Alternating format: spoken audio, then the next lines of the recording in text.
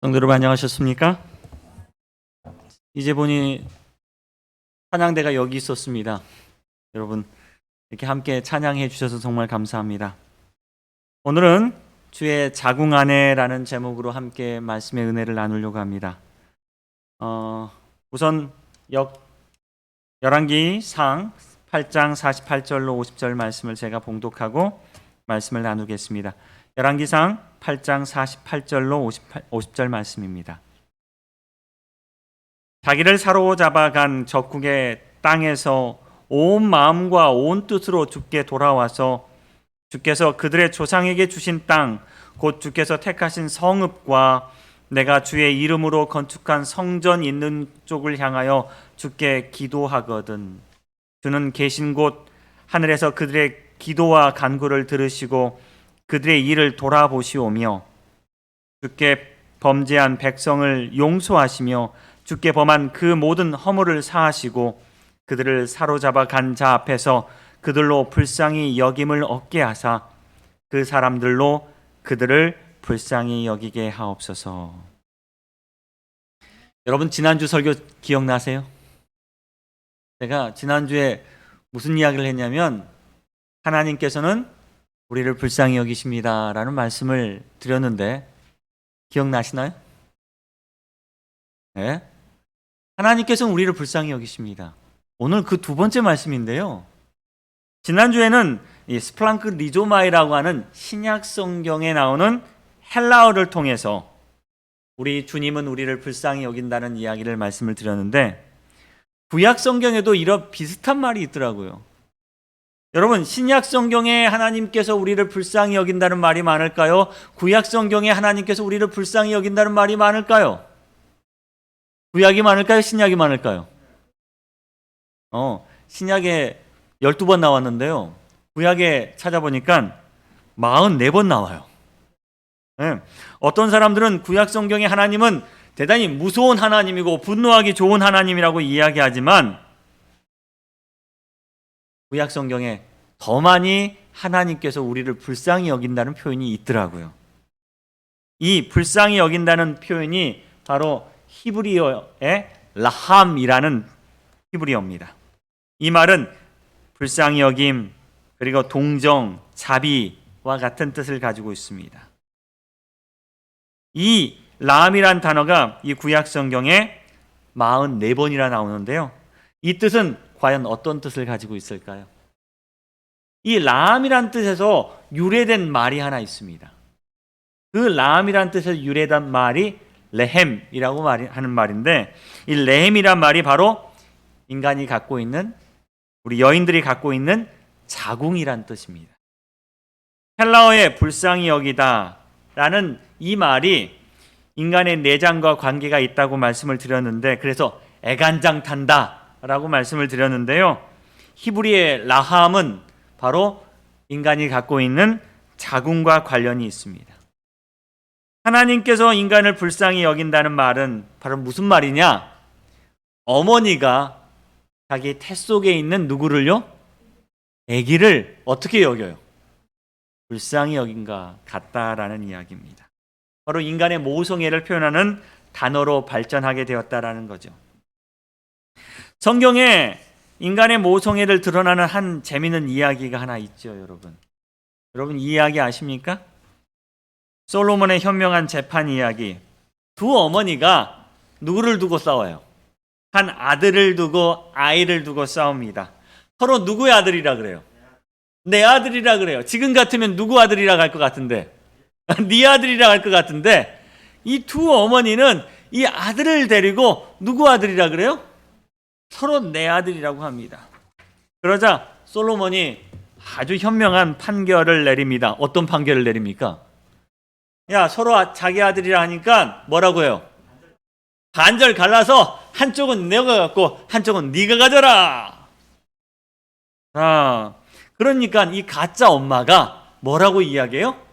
그러자고, 좋아 나도 못 갖는 건 너도 갖지 마. 좋아 그렇게 하자라고 이야기합니다. 근데 진짜 엄마는 뭐라 그래요? 안 된다 그래요. 성경 표현에 뭐라고 이야기하냐면 이렇게 이야기합니다. 그 산 아들의 어머니 되는 여자가 그 아들을 위하여 뭐라? 마음이 뭐한 것 같아서? 불붙는 것 같아서. 마음이 불붙는 것 같아서. 바로 여기서 나오는 마음이 불붙는 것 같아서라고 하는 말이 불쌍히 여기다라는 똑같은 히브리어입니다. 라함이에요. 이게 라함, 불쌍히 여기다라는 말을 어떻게 표현하냐면 마음이 뭐한 것 같아서? 불붙는 것 같아서. 직접 아이를 낳은 엄마가 본능적으로 강력하게 폭발하는 모성애를 어떻게 표현하냐면 마음이 불붙는 것 같아서. 다시 말하면요, 하나님은 우리를 보시며 뭐렇게 표현을 하세요? 내가 너를 볼 때마다 뭐가 하는 것 같아요? 마음이 불붙는 것 같아 라고 말씀하고 계시다는 겁니다. 불쌍히 여기다. 여러분, 누구나 자기 자식은 뭐 어떻게 여겨요? 제일 불쌍한 게 누구야? 자기 자식이에요. 자기 자식. 남들도 똑같이 공부하고 남들도 이제 힘들게 공부하는데 누가 제일 불쌍해? 내 자식이 제일 불쌍해. 저희 아이들이 일주일에 한 번 이제 집에 와요. 집에 오면 물어요. 너 공부하느라 힘들지? 몇 시에 잤어? 2시에 자요, 3시에 자요, 4시에 자요. 그렇게 이야기. 그러면 다른 아들들도 다 그렇게 자요. 그런데 저는 누가 제일 불쌍해? 내 아들이 제일 불쌍해. 너 그렇게 공부해서 뭐하냐? 그렇게 공부하지 마. 빨리 자. 12시면 자라. 그러면 아이들이 다른 애들도 다 그렇게 해요. 근데 누가 불쌍해? 내 아들이 제일 불쌍해요, 여러분. 내 아들이. 여러분, 성경의 표현은요, 우리 하나님의 표현은 사실 인간의 마음을 그대로 가지고 와서 표현하시는 거예요.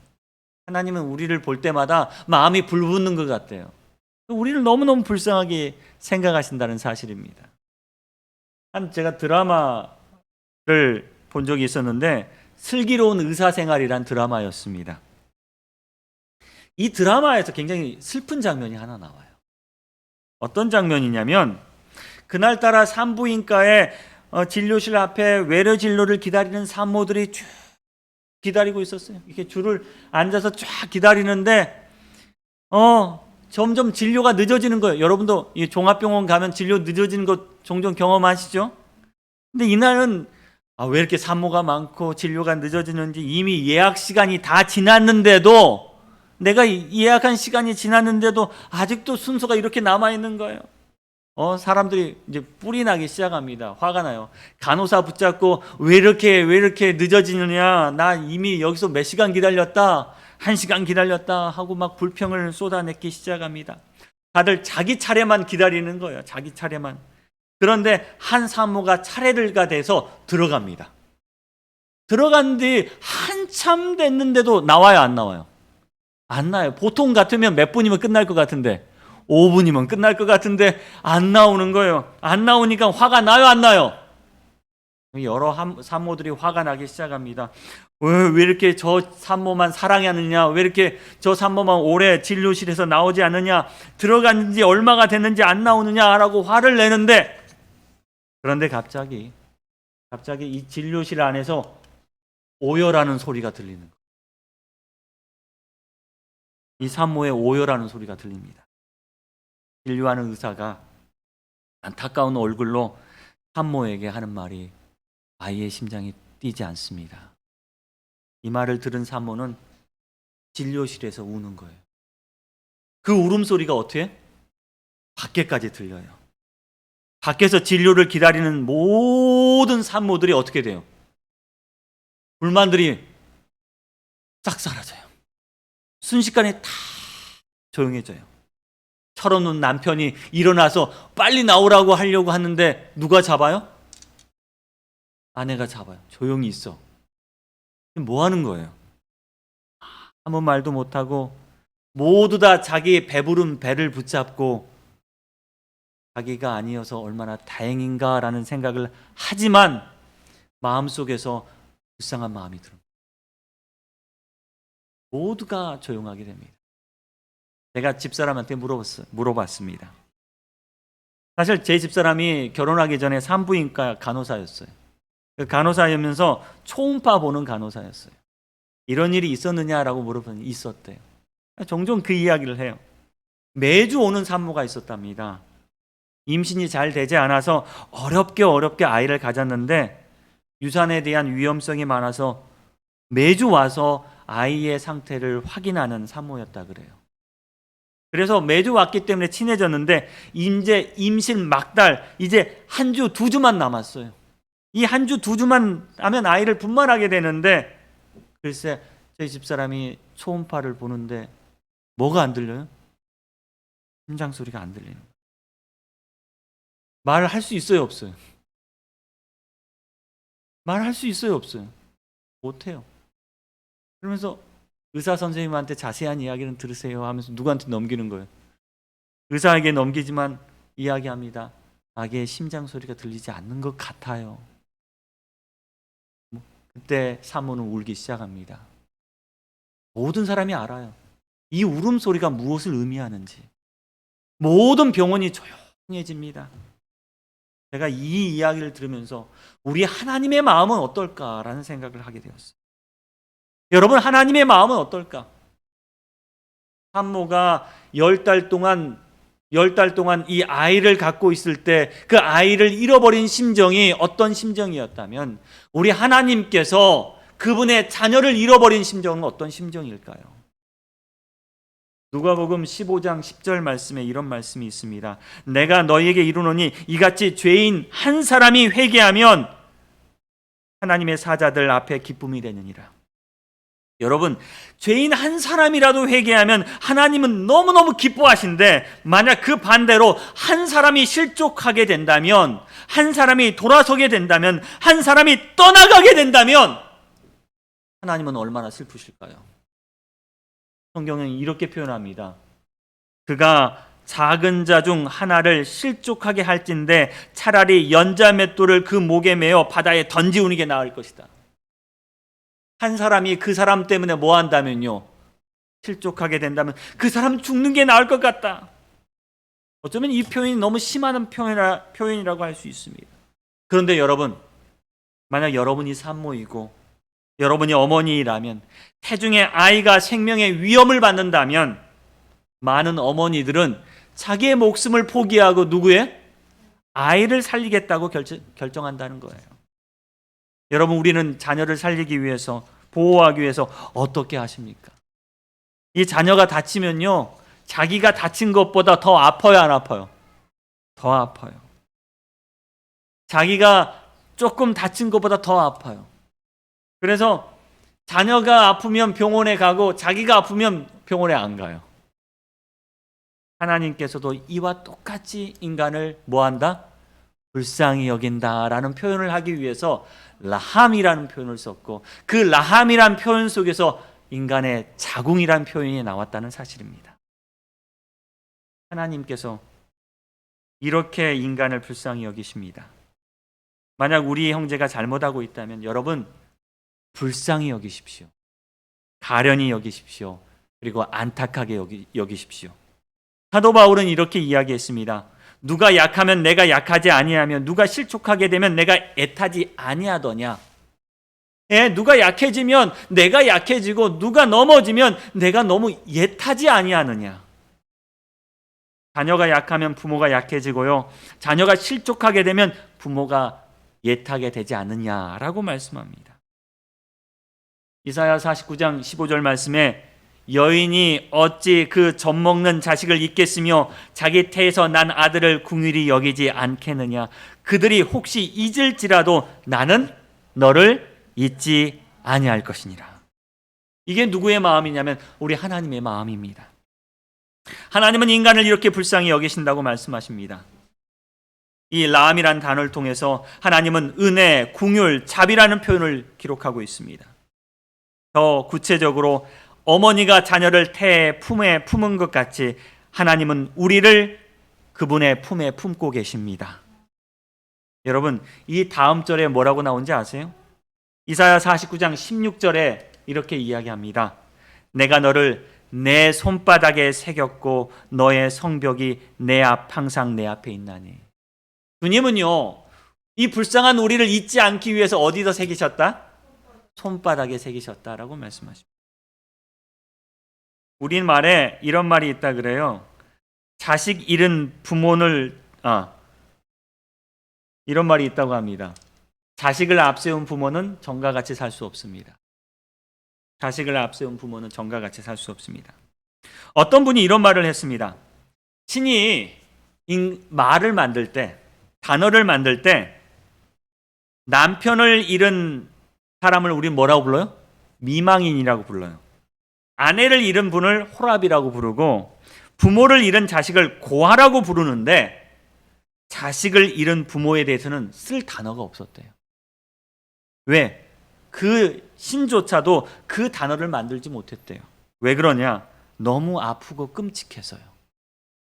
영어도 그렇고 우리말도 그렇고요. 배우자를 잃은 사람을 지칭하는 표현도 있고 부모 잃은 사람을 지칭하는 표현도 있고 이런 표현이 다 있는데 누구 잃은? 자식이 잃은 사람을 지칭하는 표현은 영어에도 없고 우리말에도 없다 그래요. 그만큼 뭐요? 아프고 끔찍하기 때문에 그렇습니다. 자식을 앞세운 부모는 정과 같이 살 수 없습니다. 우리말에 부모는 산에 묻고 자식은 어디다 묻는다 그럽니까? 가슴에 묻는다 그래요. 자식을 가슴에 묻고 어떻게 살아갈 수 있겠습니까? 부모는 자식을 배로 낳지만 나중에 이 자식이 먼저 죽으면 어디다 묻어요? 자기의 가슴에 묻습니다. 바로 라함이라는 히브리어가 이런 의미를 가지고 있다는 겁니다. 하나님께서 우리를 이렇게 사랑하시고 우리를 긍휼히 여기십니다. 불쌍히 여기신다는 거예요. 주님께서 그래서 오늘 우리에게 이렇게 말씀하십니다. 오늘 내가 내게 이르노니 너는 내 아들이라. 오늘 내가 너를 낳았도다. 시편 2장 7절의 이 말씀은요. 너는 내 아들이라 오늘 내가 너를 낳았도다 이 이야기는 낳다라는 이야기는요. 그냥 낳고 생기게 하다라는 의미를 갖고 있기보다도 더 중요한 뜻을 갖고 있는데 상고를 겪다. 진통하다는 의미를 갖고 있어요. 오늘 내가 너를 낳았다라는 이야기는 너 때문에 내가 뭐 했다라는 이야기냐면 아팠다라는 이야기예요. 고통스러웠다는 이야기예요. 10달 동안 어머니가 인고의 세월을 견디며 자식을 낳은 것처럼 주님도 우리를 낳기 위해서 다시 태어나게 하기 위해서 인고의 세월을 거치며 너를 낳았다라고 말씀하십니다. 오늘 우리 전하섭 장로님이 홍수에 대한 이야기를 참 잘 해주셨어요. 근데 주님이 홍수로 사람을 쓸어버리시면서 어떤 생각을 가지셨을까요? 아팠어요. 너무 불쌍했어요. 그래서 주님은 다시 말씀하십니다. 다시는 내가 뭐 하지 않겠다? 물로 너를 멸망치 않겠다. 여러분, 우리 여자분들은 이런 경험을 해봤지만 남자분들은 이 잉태와 해산의 고통을 잘 몰라요. 그렇죠? 그래서 요새 재밌는 프로그램이 있대요. 자, 나는 임산부입니다 라면서 이게 임산부가 갖고 있는 신체적인 고통을 어려움을 느끼게 하기 위해서 이런 비슷한 옷을 만들어 놓고 이 옷을 입고 남자분들로 하여금 경험을 하게 한대요. 한 기자가 이런 경험을 한번 해봅니다. 자, 뭘 입었어요? 이게 남자는 절대로 알 수 없다는 임산부의 고충을 이 기자가 직접 해봅니다. 이런 옷이 있어요. 이 안에는 물이 들어있어요. 물이 들어있고 그 무게를 갖고 있습니다.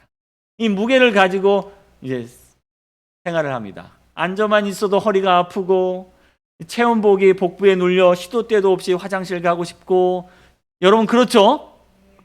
옆에 분 보고 이야기하세요. 여러분 그러시죠? 예? 좀 남자분들은 아셔야 돼요. 그 다음에 집으로 가는 길 무게 때문에 어디와 목과 어깨가 아프고 오래 걸으면 숨이 차서 걷기도 힘들고 며칠을 이렇게 한 겁니다. 자, 힘들고 자, 세수할 때 집안일 할 때 연신 자세를 바꿔보지만 편하지가 않아요. 편하지 않지만 어때요 여러분? 잠도 설쳐요. 누우면 체온복의 무게 때문에 숨도 쉴 수 없어요. 자, 그리고 이제 마지막으로 어떤 체험을 하냐면 산통까지 체험합니다. 단계별로 있어요. 마지막 단계 하면 어때요?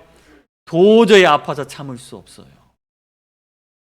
그런데 이런 아픔 속에서 사모는, 엄마는 누가 더 중요해요? 아기가 중요해요? 내가 중요해요? 아기가 더 중요해요. 우리 하나님이 그러세요. 하나님이 우리를 품고 아프고 힘들어. 우리를 볼 때마다 뭐요? 답답하고 힘들어. 그러면서도 주님 뭐예요? 참으세요. 그게 바로 하나님의 사랑이라는 사실입니다. 이 하나님의 사랑을 표현하면서 생물 중에 모성애를 갖고 있는 아주 모성애가 깊은 생물이 하나 있다고 해서 찾아봤더니 연어라 그래요. 연어가 산란 시기가 되면 암컷은 더 이상 먹이를 먹지 않고 자신이 태어난 강을 거슬러 올라가 알을 낳는다 그럽니다. 여러분, 연어의 생활을 아시죠? 바다에서 올라가요.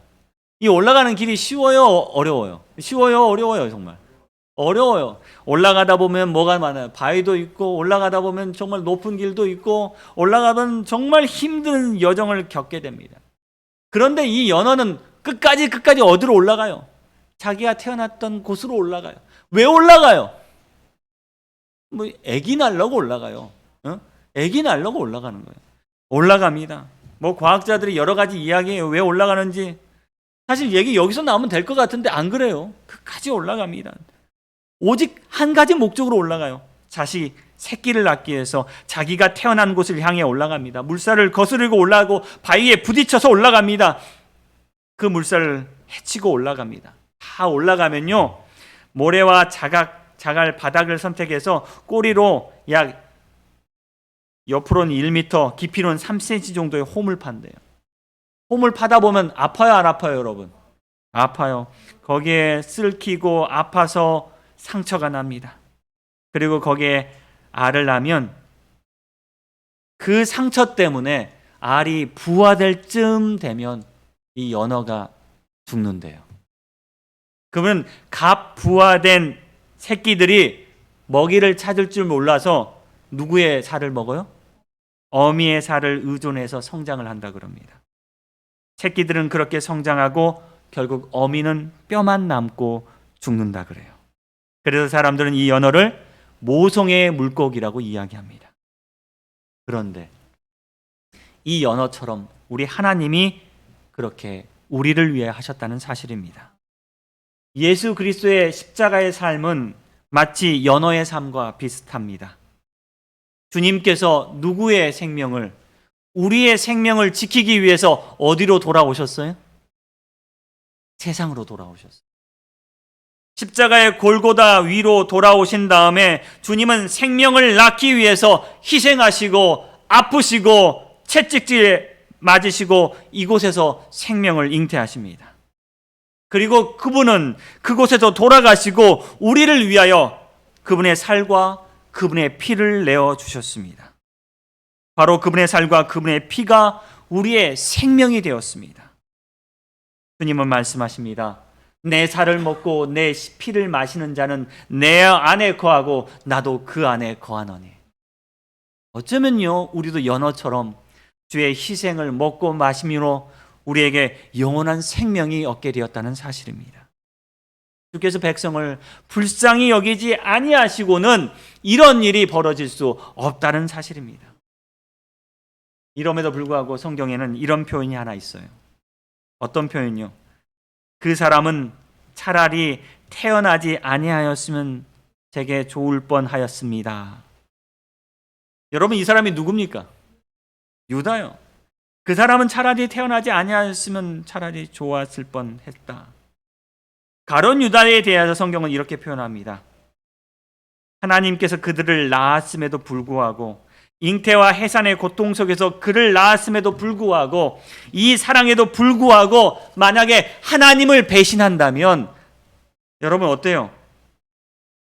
이스라엘의 배교와 배신은 하나님의 잉태와 고통의 사실에 비추어 볼 때 너무나 고통스럽고 비극적인 일이라는 사실이에요.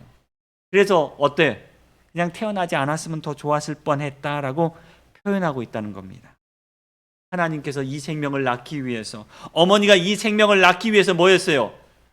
힘들고 어렵고 고통을 견디어냈음에도 불구하고 이 아이가 엄마를 배신하고 부모를 배신하고 했다면 마치 태어나지 않았으면 더 좋았을 뻔했다 라는 의미가 이해가 간다는 사실입니다. 이사야 32장 18절에는요, 이스라엘 백성들에 대한 그들의 배신에 대해서 이렇게 이야기합니다. 너를 낳은 반석을 내가 상관하지 아니하고 너를 내신 하나님을 너가 잊었도다. 그러므로 하나님께서 보시고 미워하셨으니 그 자녀가 그를 경노하게 한 까닭이로다. 그가 말하기를 내가 내 얼굴을 그들에게서 숨겨 그들의 종말이 어떠함을 보리니 그들은 심히 패역한 세대요 진실이 없는 자녀임이다. 만약 우리가 하나님께서 우리를 불쌍히 여김을 깨닫지 못한다면, 긍휼히 여김을 깨닫지 못한다면 어쩌면 우리도 가룟 유다처럼 뭐하지 않으면 더 좋았어요? 태어나지 않았으면 더 좋았을 뻔했다라고 할 것입니다. 오늘 본문의 말씀으로 삼았던 열왕기상 8장 48절에서 50절의 말씀은요, 솔로몬의 기도입니다. 솔로몬이 백성을 위해 기도합니다.